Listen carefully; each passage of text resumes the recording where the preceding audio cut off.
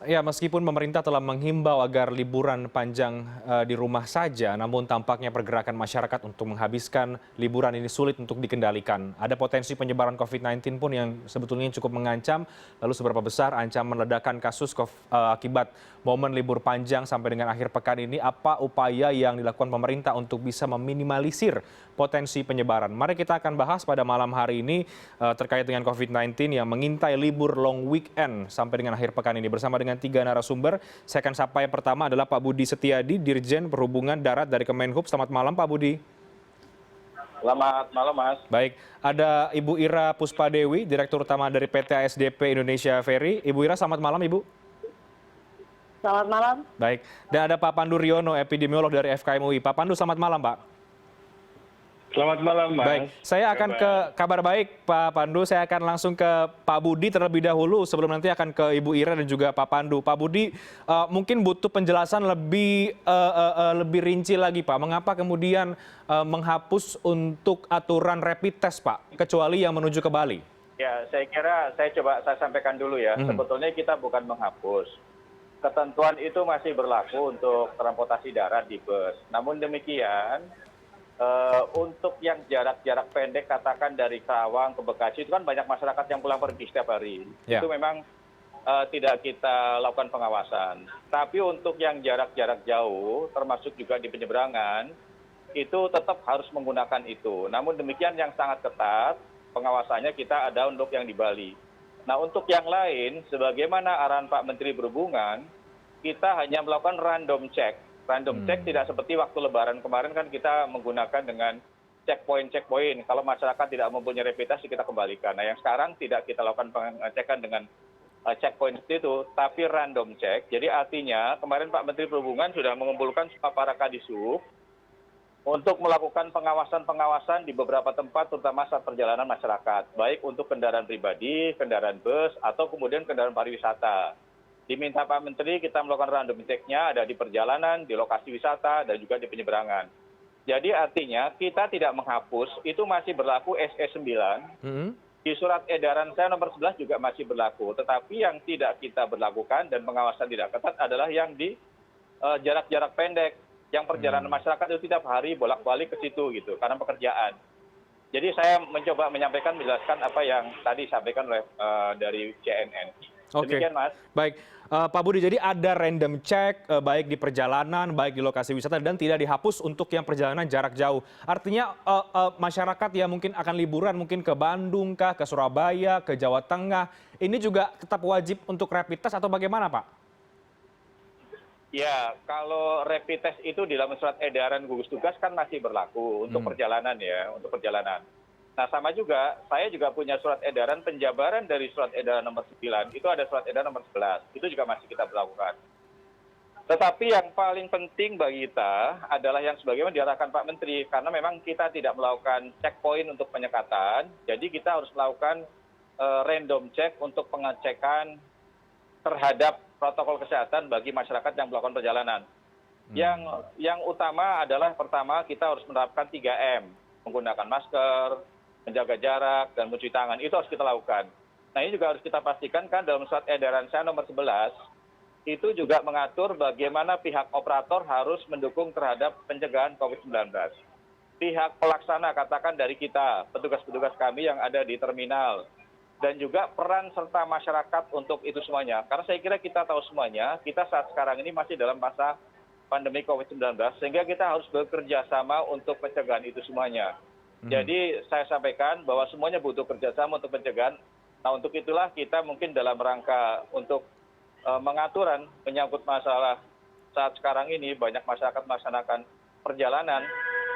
Ada beberapa kegiatan yang akan kita lakukan, diantaranya adalah rest area kita batasi kapasitas hanya 50%. Baik. Kemudian random check, sebagaimana arahan Pak Menteri sudah kita lakukan kemarin dari mulai beberapa terminal kita lakukan, memastikan bahwa di tempat simpul-simpul itu sudah diberlakukan juga protokol kesehatan, kita juga sudah melakukan pengecekan semuanya menyangkut masalah masyarakat menggunakan masker. dan lain sebagainya. Saya kira demikian, Mas. Oke, jadi fokusnya adalah penerapan 3M tadi dan kemudian random check yang bisa dilakukan di mana saja sesuai dengan arahan dan itu sudah dilakukan. Random check ini Pak Budi apakah akan continue sampai nanti di akhir pekan selesai liburan atau seperti apa kemudian mekanisme di lapangannya, Pak? Ya, kalau mekanisme di lapangan, sebagaimana yang kemarin Pak Menteri sudah mengumpulkan semua para kadisub, jadi ini dilakukan tidak hanya di jalan-jalan nasional saja, termasuk juga jalan provinsi dan juga jalan kabupaten, termasuk juga ada di lokasi-lokasi pariwisata. Jadi itu semuanya yang akan diharapkan dengan harapan masyarakat memahami bahwa sekarang ini untuk melakukan perjalanan tidak mudah. Makanya kita mendorong juga kalau masyarakat tidak perlu untuk melakukan perjalanan, ya kita harapkan tidak harus melakukan perjalanan. Karena memang semua saat kita melakukan perjalanan, potensi tertular atau kita menular orang lain itu sangat besar sekali. Jadi para petugas juga cukup hati-hati sekarang ini, karena kita juga para petugas juga paling potensi untuk terpapar. Walaupun kita kerja maksimal 24 jam, tapi kita juga harus dengan kehati-hatian. Dan kemarin kita semuanya sudah sepakat akan mendukung apa yang menjadi arahan Pak Menteri Perhubungan, random check itu akan kita lakukan sampai dengan nanti hari Minggu. Demikian, Pak. Oke, baik. Saya akan ke Bu Ira yang ada di lapangan langsung ini dari ASDP. Bu Ira, dari ASDP bagaimana Bu untuk meminimalisir potensi penyebaran COVID-19 paling tidak yang ada di bawah ASDP sendiri? Baik, yang kami pastikan adalah selalu mengikuti protokol kesehatan yang sudah kita sepakati bersama antara regulator dengan operator. Selalu yang menjadi challenge, terutama di awal-awal adalah perilaku pengguna jasa. Jadi kalau dari kami, hal-hal semacam disinfektasi yang periodik, kemudian penggunaan masker, kemudian pengecekan suhu, kemudian physical distancing itu berlaku. Tapi pengguna jasa penyeberangan ini kan variasinya macam-macam. Jadi kami yang harus kami ketatkan adalah petugas kami lebih ketat lagi untuk mengedukasi dan persuasi agar orang mematuhi protokol kesehatan di level individu. Tetapi berita baiknya adalah kami kalau membandingkan di awal-awal pandemi ini terjadi hingga kemarin misalnya saya ada di kapal, saya melihat perilaku pengguna jasa sudah jauh lebih baik dari awal-awal.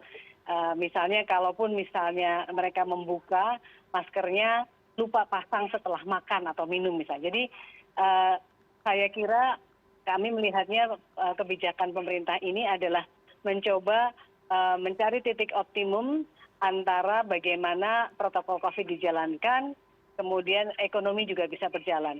Dari sisi kami yang kami lihat pengguna jasa sudah menjadi lebih baik perilakunya. Baik, Bu Ira, ASDP juga ikut untuk tidak mewajibkan rapid test sebagai syarat penyeberangan, Bu? Ya, kami kan operator, pasti akan mengikuti apa yang sudah ditetapkan oleh regulator. Oke.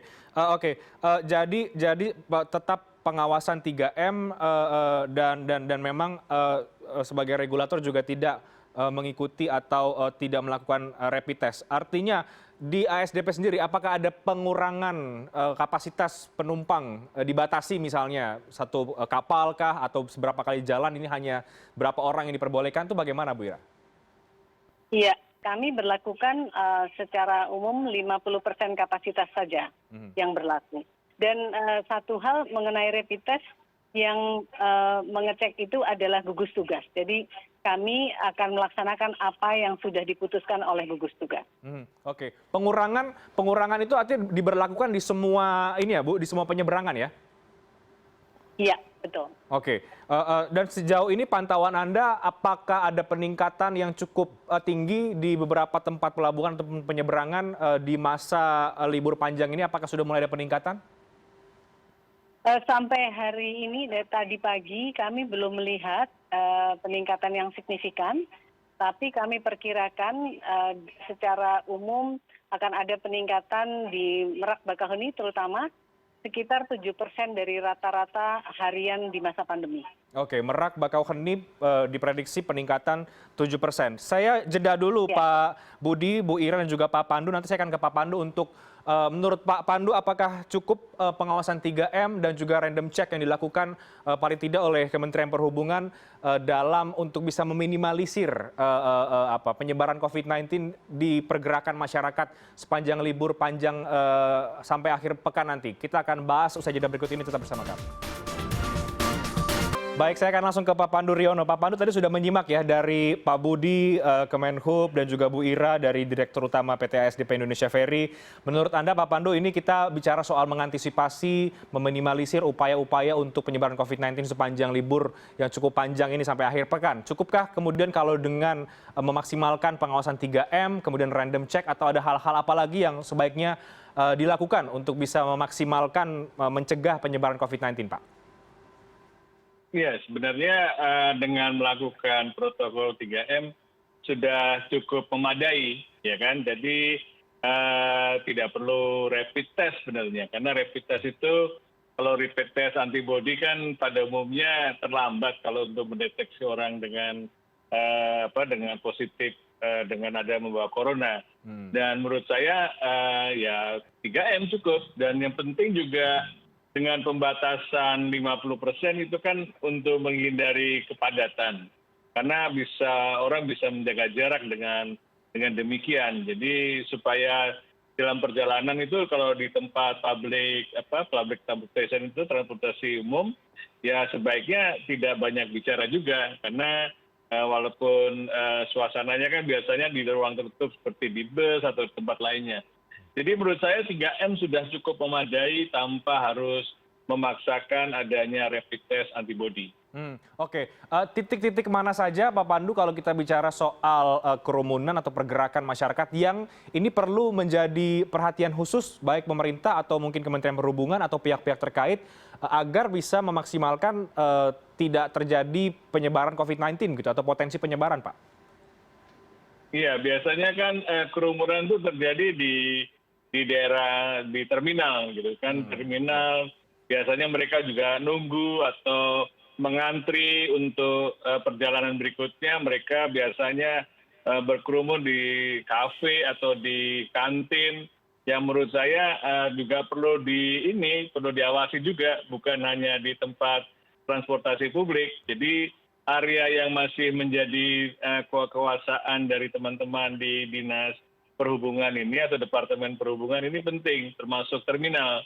Karena terminal kan mereka bisa mengatur, karena biasanya kerumunan cukup banyak kalau dalam perjalanan liburan ini, karena ada antrian. Kalau semuanya bisa dicegah, tentu kita bisa lebih optimal untuk menekan risiko penularan. Tapi Pak, kalau kemudian tidak lagi diwajibkan rapid test ya dengan berbagai alasan, tadi juga Pak Pandu sudah sampaikan soal itu.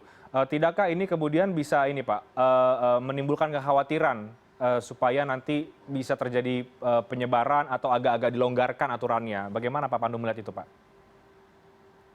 Ya, sebenarnya dengan rapid test juga lebih berbahaya. Karena kan kalau non reaktif, padahal mereka membawa virus. Karena kan sebaiknya dengan tes PCR atau dengan tes antigen. Sekarang sudah ada tes antigen yang lebih cepat untuk mendeteksi orang membawa virus. Kalau non reaktif tuh biasanya walaupun non reaktif seringkali mereka positif membawa virus, malah menimbulkan ketidakwaspadaan. Dengan hanya 3M saja, itu kalau benar-benar diterapkan dengan baik, itu risiko penularannya juga sangat efektif dibandingkan juga diwajibkan memakai rapid test. Kadang-kadang rapid test itu malah sering jadi tidak waspada karena merasa negatif. Mereka tidak, saya negatif kok, saya tidak mau pakai masker gitu. Jadi seringkali ada persepsi yang salah di antara baik petugas maupun orang yang sudah di rapid. Soal random check, Pak Pandu, Anda ada tanggapan soal itu? Ya, random check sih boleh-boleh aja, tapi kan itu kan hanya untuk monitoring ya. Menurut saya tidak dilakukan juga tidak apa-apa sebenarnya. Malah lebih lancar kan perjalanan. Dan perjalanan kan kalau ada random check kan membuat perjalanan tertunda, ada kerumunan dan sebagainya. Menurut saya sih tidak perlu dilakukan random check. Oke, baik, saya ke Pak Budi lagi. Pak Budi, untuk di terminal seperti tadi Pak Pandu katakan ya, titik-titik yang kemudian bisa menjadi kerumunan, tempat orang menunggu, atau mungkin di rest area. Nah, ini seperti apa Pak pantauannya agar tidak terjadi kerumunan di masyarakat, di para pemudik misalnya, atau mereka yang mengambil libur panjang ini, Pak Budi? Ya, kalau di terminal saya katakan tadi, di situ kan ada aturan yang SOP yang sudah kita buat, yang kita berlakukan untuk para petugasnya, yang kita berlakukan juga untuk masyarakat pengunjungnya, yang kita buat juga SOP untuk pengaturan menyangkut masalah prasarana di sana, dan juga menyangkut masalah sistem. Misal, ada beberapa tempat duduk ya tetap kita mungkin harus ada jarak, karena kita harus kan menjaga jarak. Jadi tidak semua tempat duduk bisa digunakan. Kemudian untuk aspek sistem, seperti yang sudah dilakukan oleh ASDP, itu sekarang tidak harus masyarakat membeli tiket langsung. Jadi mengurangi adanya sentuhan antara pihak masyarakat dengan pihak petugas. Di sana sudah kita siapkan aplikasi Veriji, jadi masyarakat bisa menggunakan on journey langsung beli tiket dengan menggunakan aplikasi Veriji. Kemudian berikutnya juga, semua simpul transportasi darat, terutama terminal, itu sudah kita tetapkan sebagai daerah wajib menggunakan masker. Ya, wajib menggunakan masker. Bahkan untuk petugas-petugas yang di terminal, itu setiap saat kalau sudah habis masa berlakunya, kita lakukan rapid test secara berkala terus-menerus. Karena petugas-petugas kami juga paling rawan juga terkena COVID-19. Jadi kami juga harus mengawasi langsung, apalagi Pak Menteri selalu menekankan kepada kita, supaya kita harus memperhatikan dan memberikan motivasi kepada para petugas kita, yang ada pada ujung tombak berhadapan langsung dengan pihak masyarakat dalam rangka peningkatan pelayanan kepada masyarakat. Demikian, Mas. Untuk pembatasan mungkin penumpang di bus atau di transportasi darat lainnya, Pak Budi bagaimana ini sepanjang masa liburan panjang ini, Pak? Ya, saya katakan tadi bahwa surat edaran kita nomor 11 tahun 2020 itu masih kita berlakukan.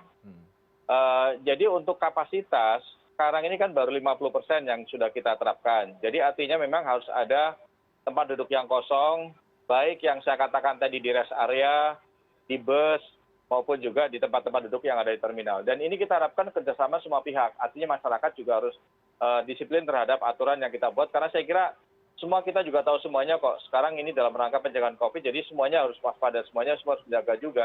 Menjaga diri sendiri juga menjaga masyarakat yang lain. Oke, baik. Pak Budi, sudah ada informasi Pak terkait dengan penambahan jumlah penumpang atau yang ada di terminal atau ada di stasiun misalnya, seberapa besar penambahan ini sudah terjadi? Apakah sudah mulai hari ini atau sampai dengan besok atau bagaimana Pak? Ya, kalau penambahan saya katakan dari prediksi dulu ya. Kalau prediksi memang puncak arus mudik hari ini dengan besok. Dan kemudian yang baru saya lakukan counting ada di ASDP tadi, memang dari siang sampai dengan sore tadi, setelah maghrib, saya mengamati pergerakan yang paling banyak itu lebih ke kendaraan-kendaraan logistik, angkutan truk. Tapi roda 4 atau pergerakan kendaraan penumpang itu belum banyak. Nah biasanya kalau penumpang itu, pola-pola yang lama itu mendekati katakan tengah malam atau sampai menjelang subuh itu nanti baru mulai meningkat. Nah untuk yang di jalan tol, sesuai prediksi kita memang ada peningkatan antara 15 sampai dengan 20%.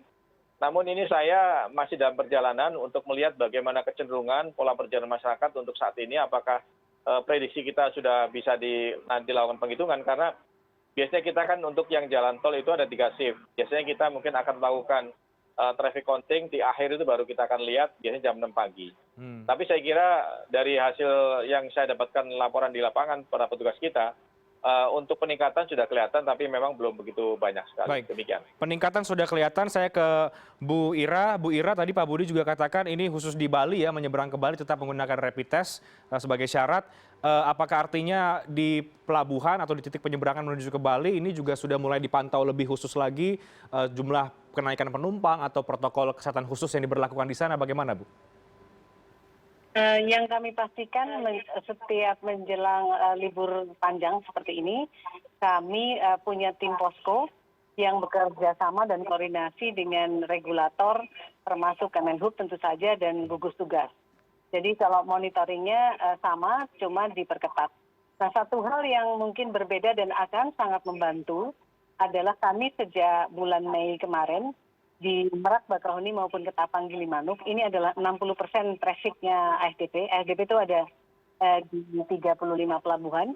Nah, di dua tempat ini atau dua lintasan ini adalah yang tertinggi. Kami sudah berlakukan tidak bisa lagi beli tiket di pelabuhan. Oke. Dan terkait dengan COVID ini menjadi makin relevan karena orang harus beli melalui aplikasi atau website ferizi.com namanya, sehingga kita juga menghindarkan kerumunan yang membahayakan dalam konteks COVID ini. Nah, kalau boleh kami titip menghimbau, jika ada masyarakat yang menyeberang dan mungkin belum tahu, maka tiket ini bisa dipesan minus 60 hari sebelum keberangkatan. Oke, baik. Baik Bu Ira, saya ke Pak Pandu lagi. Pak Pandu, kita pernah kecolongan mungkin ya, quote unquote begitu, kecolongan di libur panjang bulan Agustus yang lalu. Ketika itu kemudian ada kenaikan jumlah kasus COVID-19. Dari situ Pak Pandu, apa yang bisa dipelajari agar sampai akhir pekan nanti tidak terjadi hal yang dikhawatirkan tadi, Pak? Ya, jadi yang menarik dari pola pandemi di Indonesia itu sangat dipengaruhi oleh mobilitas penduduk. Dan biasanya mobilitas penduduk yang masif, pada masif itu misalnya kita amati sejak menjelang PSBB itu. PSBB sudah banyak yang pulang kampung. Terus kemudian waktu menjelang Idul Fitri banyak yang mudik. Itu ternyata terjadi peningkatan baik dari tujuan mudik maupun daerah asal. Dan yang paling terlihat drastis itu pada 2 kali liburan panjang bulan lalu tuh, bulan Agustus.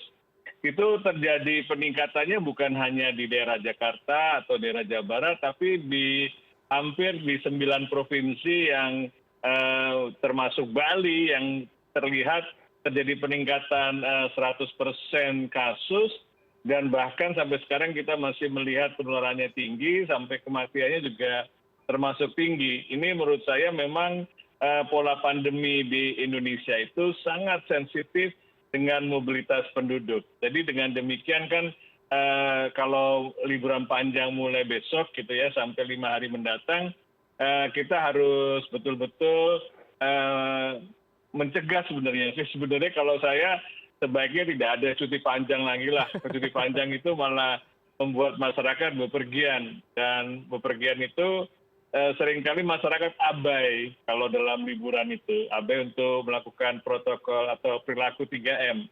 Tetapi kalau sekarang sih sedang sebagai masyarakat dan petugas, baik pelaku bisnis transportasi maupun pelaku bisnis hotel dan tempat-tempat wisata lainnya tuh sekarang relatif lebih siap. Karena pengalaman 2 minggu yang lalu. Mudah-mudahan kita tidak terjadi peningkatan seperti 2 kali liburan panjang yang lalu. Walaupun terjadi peningkatan, tetap terjadi, tapi angkanya bisa kita minimalkan. Ya, meskipun akhirnya pemerintah tetap memutuskan ada cuti bersama sehingga pergerakan masyarakat sulit sekali untuk dikendalikan walau sudah ada imbauan lebih baik di rumah saja. Tadi dari regulator katakanlah dari Ibu Ira, dari ASDP, Pak Budi, Kemenhub juga sudah menyiapkan beragam upaya untuk bisa meminimalisir penyebaran COVID-19, Pak. Di daerah-daerah juga sudah mulai membuat aturan. Nah, bagaimana Anda melihat soal aturan di daerah ini, Pak, yang seringkali menjadi lokasi berwisata dari masyarakat, dan seberapa besar sebetulnya ancaman libur panjang ini terhadap penambahan kasus COVID-19 agar masyarakat kita juga semakin sadar akan bahaya ini. Kita akan bahas di segmen terakhir dialog, kami akan segera kembali usai jeda berikut ini. Kita kembali bersama kami di CNN Indonesia Newscast. Saya masih bersama dengan Pak Pandu Riono, ada Pak Budi Setiadi yang juga masih bekerja memantau arus masyarakat di libur panjang ini, dan juga ada Ibu Ira juga yang standby. Saya ke Pak Pandu dulu. Pak Pandu, jadi mungkin bisa digambarkan juga kepada kami Pak Pandu dan juga kepada masyarakat seberapa besar ancaman yang mengintai masyarakat di mudik ataupun di libur panjang ini, apalagi kalau tidak menerapkan soal tadi itu, protokol kesehatan. Ya, jadi kita kan sekarang eranya ini masih dari era pandemi yang masih kurvanya naik terus gitu. Jadi artinya memang masih banyak orang yang potensial menularkan pada orang lain. Dan menjadi masalah adalah kan karena COVID ini berbahayanya orang yang menularkan itu tidak bergejala, tidak kelihatan. Bahkan orang yang menularkan itu dia tahu bahwa dia itu terinfeksi karena tidak dites dengan PCR misalnya. Dan ini yang menurut saya kenapa sekarang tuh seharusnya setiap orang itu wajib untuk memakai masker. Karena dengan demikian kita mengurangi risiko terkena atau menularkan pada orang lain. Nah ini yang menurut saya menjadi syarat minimal adalah menggunakan masker dimanapun aktivitas, baik di luar gedung, apalagi di dalam gedung yang di mana ruangannya biasanya lebih tertutup dengan air conditioning yang sirkulasinya terbatas. Kalau ada tamu atau ada orang-orang lain yang di dine in itu risikonya lebih tinggi dibandingkan di luar gedung. Kalau nyebrang itu kan seringkali juga kalau pakai kapal yang besar kan bisa lebih banyak sirkulasi gitu kan. Kalau kapalnya tidak terlalu besar itu biasanya lebih tertutup dan lebih baik sirkulasinya dibuka saja. Kalau di laut kan nggak apa-apa itu, tidak perlu pakai air tidak perlu pendingin. Yang penting sebenarnya kuncinya sirkulasi. Karena dengan sirkulasi itu walaupun ada virus yang membawa atau sempat beredar itu sempat langsung hilang gitu. Yang penting memang dalam situasi seperti ini adalah waspada. Dengan waspada itu kan bukan hanya pakai masker, tapi juga sering cuci tangan dan juga berusaha menjaga jarak. Dengan cara 3 itu risikonya yang tadinya 100% itu bisa diturunkan hampir di bawah 10%. Jadi relatif lebih aman. Tapi kan seringkali orang pakai masker nggak sabar gitu tiba-tiba dipelorotkan atau seringkali masih terbuka atau malah diturunkan gitu kemudian ya abai gitu. Dan KB ini kadang-kadang yang menjadi risikonya menjadi meningkat. Kalau mau ya konsisten dengan memakai masker, menjaga jarak dan mencuci tangan itu yang penting. Baik. Pak Pandu, Anda optimis Pak Pandu bahwa tidak lagi kita mengulang apa yang pernah terjadi di beberapa bulan yang lalu ketika ada libur panjang justru ada ledakan kasus. Nah, yang saat ini bagaimana Pak prediksi ataupun yang Anda lihat? Ya tetap ada peningkatan, ya kan. Tapi mudah-mudahan tidak setinggi yang lalu. Kalau sampai setinggi yang lalu, waduh itu kasihan. Jadi kalau nanti dilakukan pengetatan lagi kan biasanya disangkanya pengetatan itu yang mematikan ekonomi, padahal hanya sementara saja untuk menekan penularan. Kita belajarlah dari pengalaman itu, kita tidak mau lagi ada pengetatan dalam era pandemi ini supaya bisa masuk pelonggaran berikutnya. Karena pelonggaran berikutnya kan masih dibatasi 50%. Kalau nanti kita bisa terus mempertahankan titik terendah seperti yang kita harapkan, itu kita bisa dinaikkan menjadi 70% dan sebagainya. Dan ini juga menguntungkan bagi teman-teman pelaku bisnis, karena selama ini kan mereka sangat prihatin, cost-nya besar sama saja, tapi pemasukannya sangat terbatas. Kadang-kadang apakah impas atau tidak itu menjadi masalah. Jangan sampai ada yang merasa dirugikan dalam hal ini. Oke, baik. Pak Pandu, untuk pemerintah, ada yang ingin Anda sampaikan terkait dengan upaya-upaya agar bisa meminimalisir penularan, harus bagaimana lagi, dan apa yang perlu ditekankan lagi? Ini juga ada Pak Budi, ada Ibu Ira, bagaimana menurut Anda, Pak? Iya, jadi kalau petugas lapangan tuh mungkin harus diberikan reward lah ya, apresiasi, karena mereka yang bekerja sehari-hari, bekerja di lapangan dengan ini seringkali kita tidak cukup memberikan apresiasi. Kemudian kepada pelaku-pelaku bisnis yang sudah menerapkan protokol 3M, berusaha itu diberikan juga motivasi, stimulus, apakah pengurangan pajak atau pengurangan bunga cicilan gitu. Karena dengan motivasi itu akan lebih berdampak besar supaya setiap elemen di masyarakat itu patuh, bukan memberikan hukuman. Seringkali pemerintah itu membuat regulasi lebih banyak memberikan hukuman dibandingkan memberikan stimulus-stimulus yang untuk orang patuh terhadap protokol kesehatan ini. Baik, sebelum ke Pak Budi, nanti terakhir saya ke Bu Ira. Ibu Ira, aturan sudah dibuat, tapi seringkali kemudian di lapangan ini kan pelaksanaannya banyak kemudian masyarakat yang ya mungkin sesekali kurang patuh ya. Nah ini perlu pengawasan yang sangat ketat. Bagaimana Bu paling tidak sebagai regulator di ASDP seperti apa meminimalisir dan juga memaksimalkan aturan yang sudah dibuat? Baik, kami operator ya, kalau regulatornya Pak Budi operator. ini. Kami mengutip dari Pak Pandu tadi, kuncinya saya kira konsistensi, baik operator maupun yang kami mohon juga adalah partisipasi masyarakat. Setiap program di mana ada social engineering, perubahan perilaku, yang paling berat adalah di level masyarakatnya. Artinya karena mencakup masif, jumlahnya besar, dan level paparan sosial, tingkat pendidikannya juga berbeda, itu yang challenging. Maka dari kami yang kita pastikan adalah konsisten untuk mengingatkan kepada pengguna jasa. Dan kalau terkait tadi Mas pertanyaan apakah ini mengkhawatirkan nggak nih liburan ini, saya tidak punya statistiknya, tapi kalau dari yang kita amati dari perilaku konsumen yang ada sekarang di kapal, di pelabuhan kami, jauh lebih baik dibandingkan misalnya 1 bulan lalu. Artinya sudah mulai belajar dari yang lalu dan sudah diharapkan bisa lebih disiplin ya Bu Ira terhadap para pengguna jasa. Betul. Kesadarannya lebih tinggi, betul. Oke, baik, saya terakhir ke Pak Budi. Pak Budi, bagaimana melihat ini ke depan masih cukup panjang, beberapa hari ke depan tentu segala upaya akan dilakukan untuk bisa meminimalisir. Dan apa imbauan Anda Pak Budi terhadap masyarakat yang juga bepergian atau mungkin yang memilih untuk lebih baik di rumah saja? Ya, saya kira saya kembali kepada apa yang pernah saya sampaikan sebelumnya. Yang pertama memang saya menghimbau, seperti yang disampaikan Pak Pandu dan Bu Ira tadi, saya menghimbau dari sisi regulator, karena memang masa pandemi ini semuanya kita juga harus menjaga diri dan termasuk juga masyarakat yang lain. Jadi artinya saya menghimbau supaya kalau masyarakat tidak perlu melakukan perjalanan, ya saya kira tidak usah, lebih baik di rumah saja. Namun demikian, bila melakukan perjalanan, kami masih mempunyai surat edaran, masih mempunyai aturan, bahwa ketentuan apa yang menjadi ketentuan persyaratan SOP untuk perjalanan itu masih berlaku semuanya.